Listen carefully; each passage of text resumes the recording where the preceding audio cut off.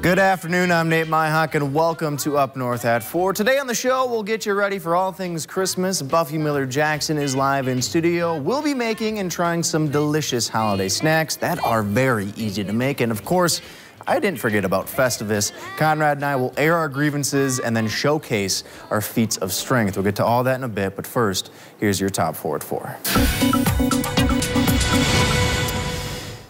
Santa Claus will make his global voyage in the next couple of days, delivering presents to all the kids across the world. But before hitting the skies in his sleigh, he hit the bottom of the ocean with an undersea scooter. St. Nick was visiting marine life in the sanctuary off of Key Largo, Florida.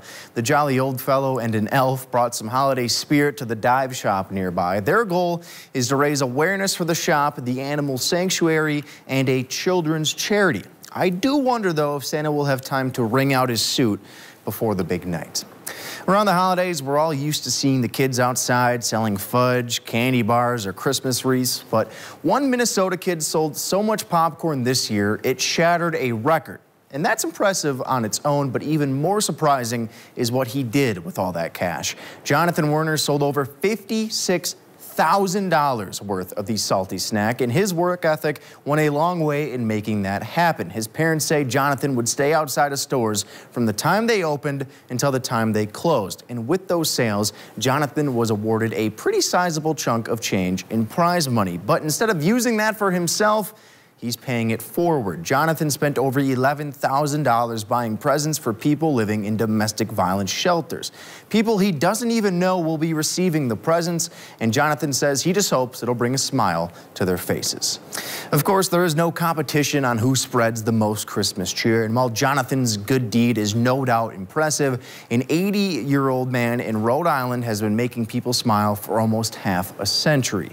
Gino Milano has placed an impressive holiday display outside of his home in Providence, but the piece de la resistance is a handmade nativity scene. Over 400 individual pieces make up the depiction of Jesus' birth.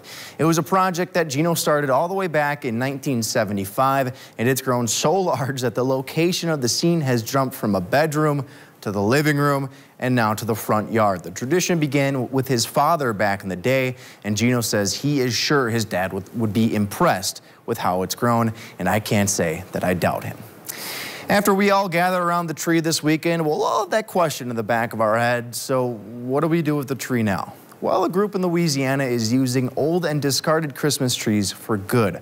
Several agencies have been teaming up to rebuild the state's coastline. It's called Operation Tree Drop, and the mission is simple. Helicopters place dead trees along the coast to create more land for wildlife. So far, it's reestablished hundreds of acres of endangered wetlands. So if you're looking to plug up a hole after ice fishing, maybe just use that Fraser fir that's in your living room.